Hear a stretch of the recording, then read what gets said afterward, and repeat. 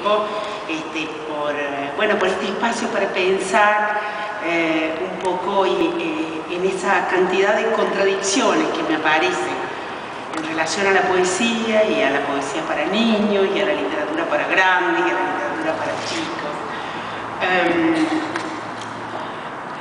Voy a empezar con... primero disculparme porque he escrito así, no voy a leer, son anotaciones, voy a ir viendo, no lo tengo escrito, pero sí prometo prepararlo para mandárselo sobre lo que hable hoy. Un libro. Quisiera empezar por decir que conozco a muchos poetas, he conocido también en la vida personalmente a muchos poetas, algunos de ellos poetas extraordinarios, que sin embargo no parecen vivir, es una impresión mía, en estado poético, en el sentido de que, bueno, probablemente el encuentro con la poesía se da en cierto momento de escritura, y en el resto de su vida, digamos, hay otras maneras, pareciera, de vincularse con el mundo. Pero he conocido a algunas personas, poetas ellos, la mayoría, algunos no, porque como se sabe, la poesía es algo que excede un poco a la escritura misma del poema y a la palabra. Digo esto porque una de las personas que voy a nombrar es una ilustradora, que me parece, me han dado siempre la impresión de vivir en estado poético. Lo cual, ¿qué sería eso? Tampoco yo podría cerrar eso, pero algo así como una entrega personal al misterio de la existencia y al misterio de las palabras. Y entre esas personas está sin duda Laura, también Mirta Colangelo, también Beatriz Vallejos, que es una poeta de la que voy a leer un poema, y Edith Vera, que es una poeta de Villa María que ya no está, y Cecilia Afonso Esteves, una ilustradora que a mi juicio tiene una vinculación muy poética con la imagen, y ella en su persona. Entonces decir que hay algo, o sea, ¿qué quiero decir con esto? Que hay algo de lo poético, de esa vinculación poética con la existencia que muy pocas personas tienen, más allá de que escriban poesía en general, o incluso otras personas que escriben poesía espléndida, no me parece que tengan esa vinculación poética con la existencia y que, digamos, esa entrega al misterio y al asombro me parece muy en consonancia con una etapa de la vida, la de la primera infancia. No quiero decir con esto que absolutamente todos los niños pequeños tengan esa vinculación, pero sí que es más frecuente esa vinculación en ese momento primero de la vida, un momento casi diría preescolarizado.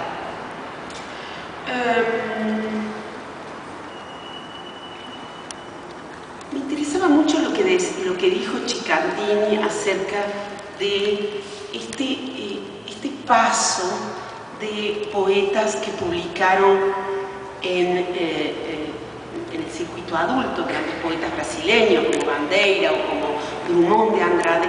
¿Qué pasa cuando uno los pasa al mundo de los libros para niños? Quiero leer un poema de Beatriz Vallejo,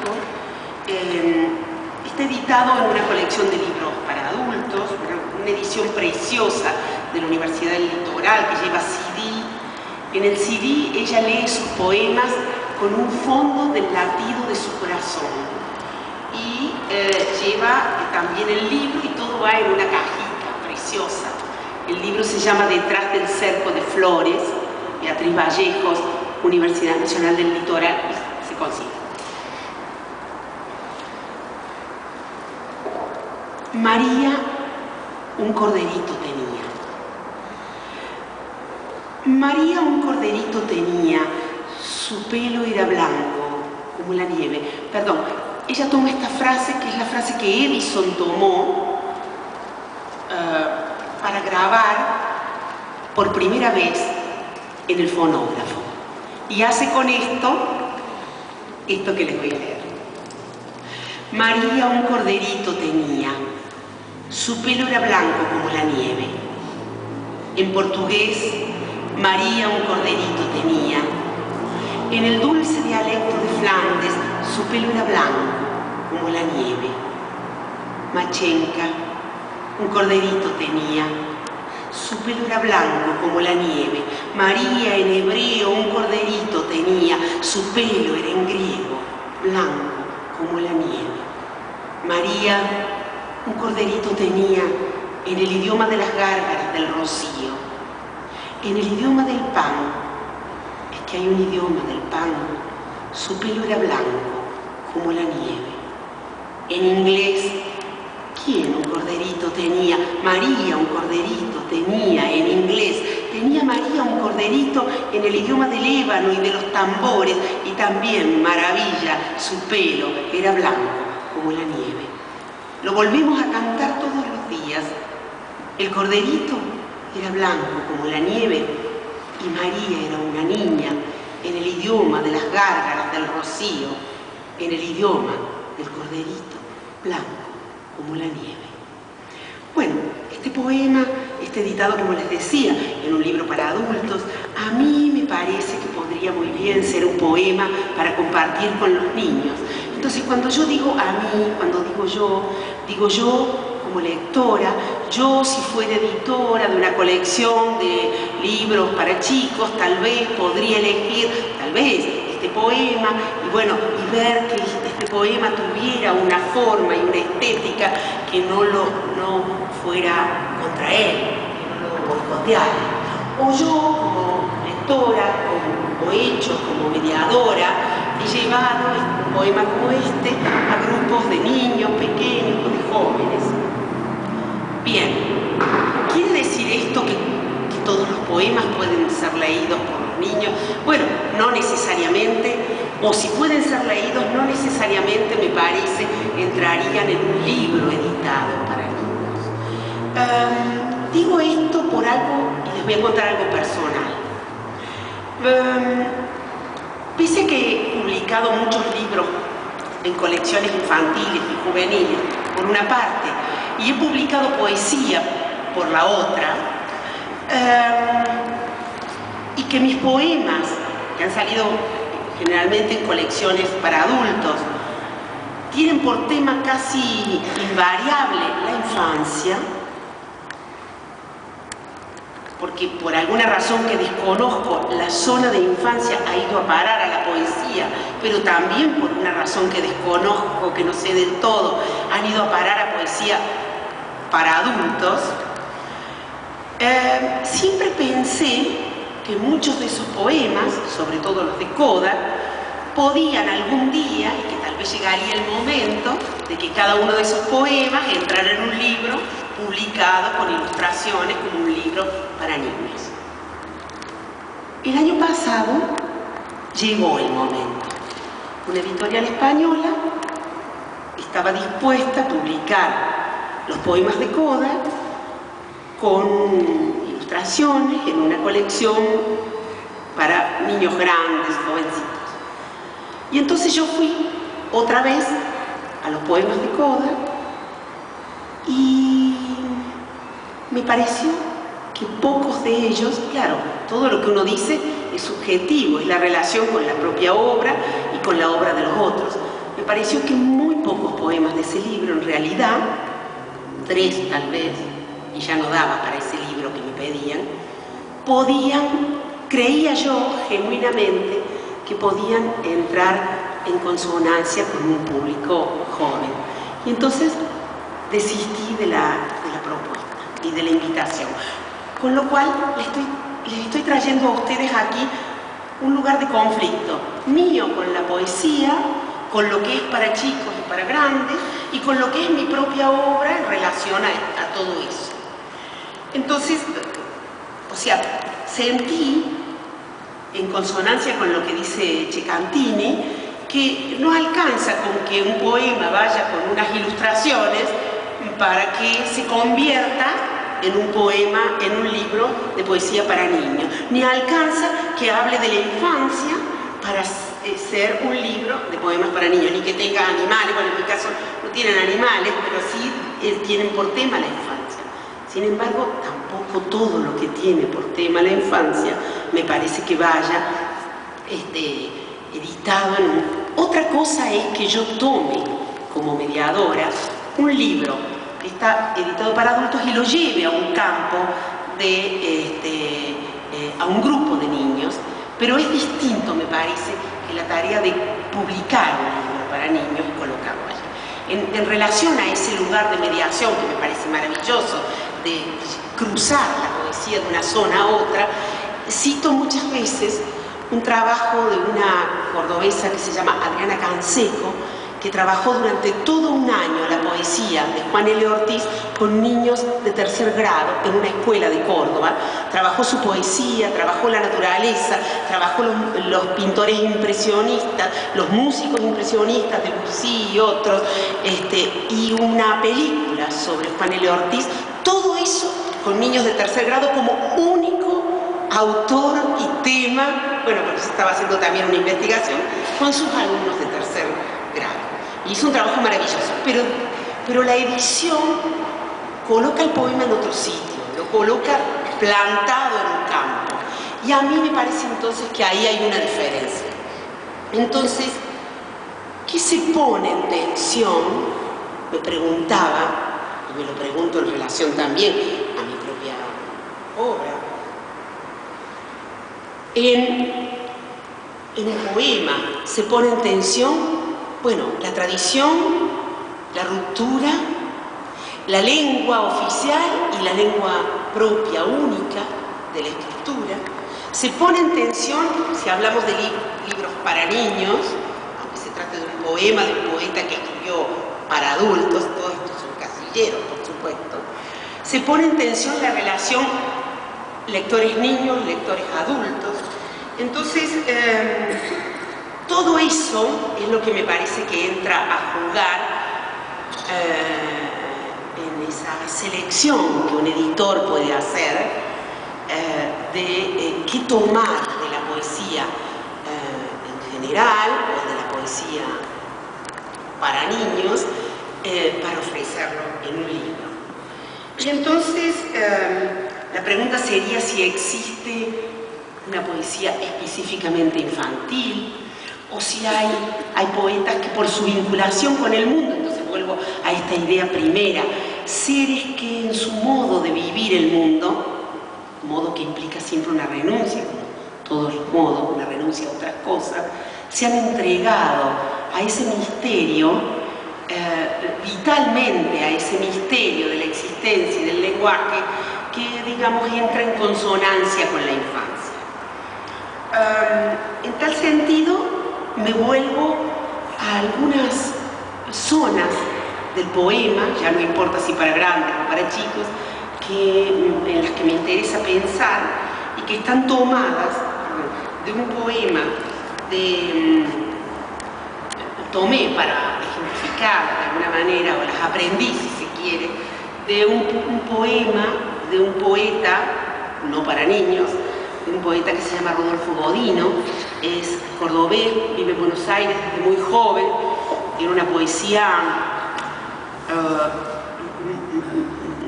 fuertemente intelectual también, ¿no? En una articulación entre lo emotivo y el pensamiento. Y este poema se llama Para escribir el poema. Yo lo voy a leer y voy a tomar... ¿Estoy pasada de tiempo? ¿O no? ¿Hay tiempo? Lo leo y tomo 3 o 4 líneas. Esta es la ley callada.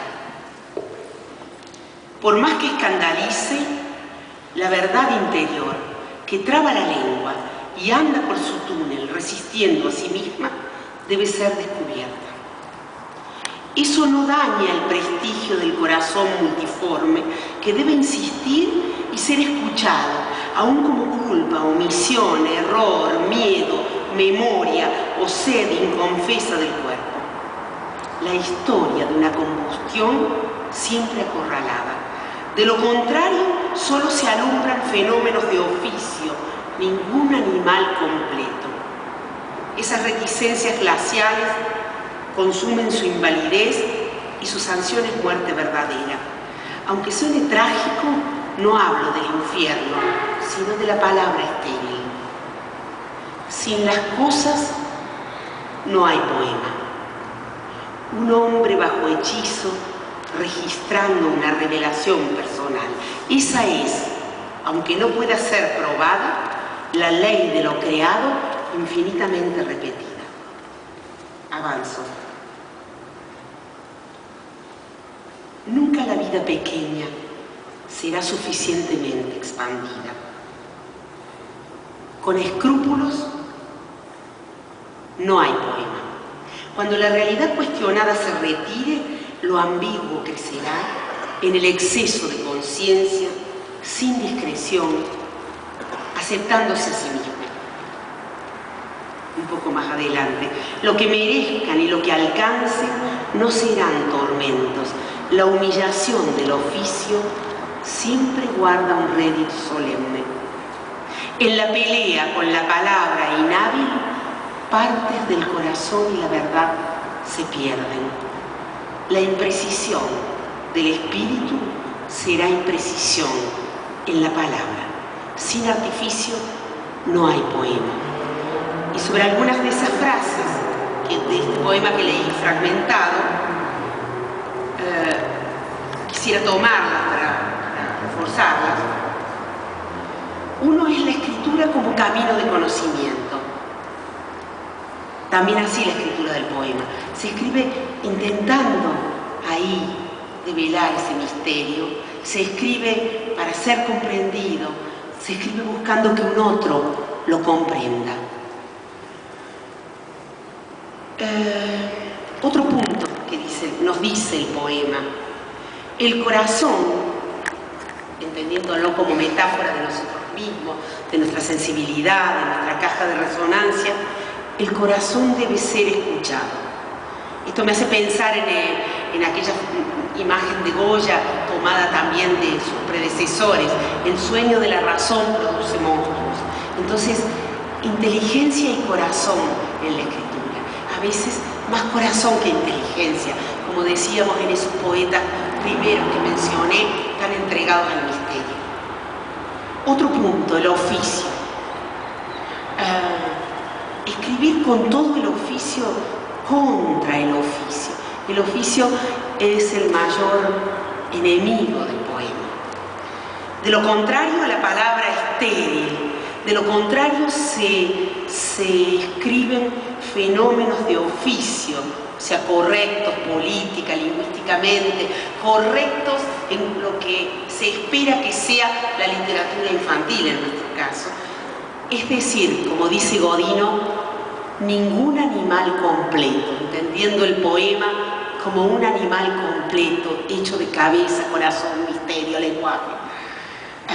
Se escribe contra el oficio, se escribe contra la lengua, se escribe contra lo literario, se escribe contra la retórica, se escribe contra, si se escribe un poema para niños, se escribe contra la literatura infantil. Otro punto, sin las cosas no hay poema. O sea, un poema es también un modo de mirar intensamente una imagen, algo de la experiencia sensible. Otro punto. Nunca la vida pequeña será lo suficientemente expandida.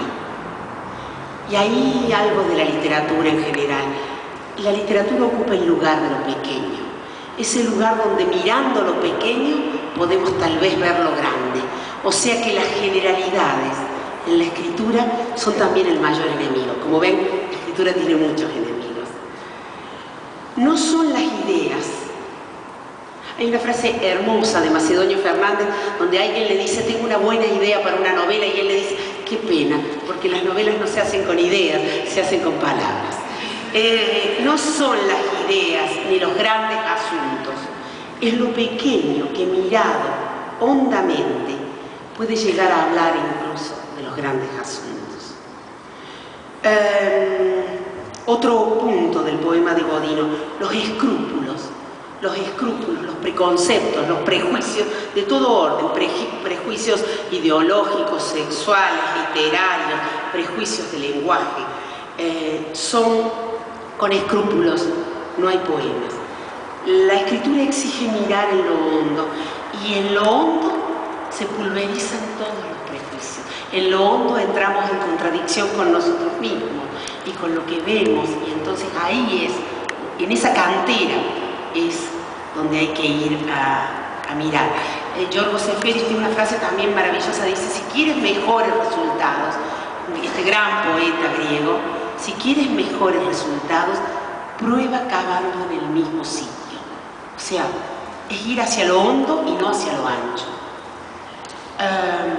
Otra frase: lo ambiguo crecerá aceptándose a sí mismo. Solo ahí encontramos, tal vez, si en algún lugar reside, lo literario, la literaturidad, eso tan difícil de captar, lo poético, en el sentido de lo esencial, lo ambiguo que se acepta a sí mismo y que el otro, el lector, también toma para sí, aceptándose a sí mismo. Otro punto, la humillación del oficio. La humillación del oficio siempre guarda un rédito solemne, dice él. Trabajo, pero el oficio como alfombra, no el oficio como rey, como dueño, el oficio como el camino por el que vamos al misterio, en el caso en que nos sea concedido internamente ese encuentro con el misterio. Hay una frase de Vladimir Ola, pero no sé si se pronuncia así, lo debo estar diciendo mal, que dice: de la idea a la obra, el camino se hace de rodillas. Eso sería el oficio, ir de rodillas hasta eso que necesitamos ver. Finalmente, otra frase de Godino dice que en la escritura, en el oficio con la palabra inhábil, partes del corazón y la verdad se pierden. A mí me parece muy importante eso, porque escribimos buscando precisión en esa imagen interna que va apareciendo, pero tenemos que saber que esa imagen interna siempre, siempre lo que alcancemos, incluso cuando creemos encontrar buenos resultados, siempre es una visión un poco degradada de esa imagen interna, siempre mayor. O sea que el resultado de la escritura, así lo veo, es siempre de algún modo un fracaso. A veces un fracaso más pequeño y a veces más grande. Un fracaso necesario también, porque solo porque hemos fracasado en lograr eso que buscábamos, fracasado un poco, no del todo, porque por eso lo entregamos a editorial, pero tampoco un logro total, es que seguimos escribiendo, y la próxima escritura es un intento de achicar esa franja de fracaso. Y finalmente, la última frase de Godino: sin artificio no hay poema. Eso que vemos como un resultado, muchas veces un resultado de espontaneidad, es en realidad un artificio, tanto si es para niños como para grandes, si es barroco, si es conceptual, si es un poema filosófico, si es un poema conversacional, de extrema sencillez. Esa sencillez es un trabajo de lenguaje, es sobre todo un trabajo enorme de condensación para que, como dijo una vez Simone de Beauvoir, trabajar tanto para que parezca escrito a abuela pluma. Bueno,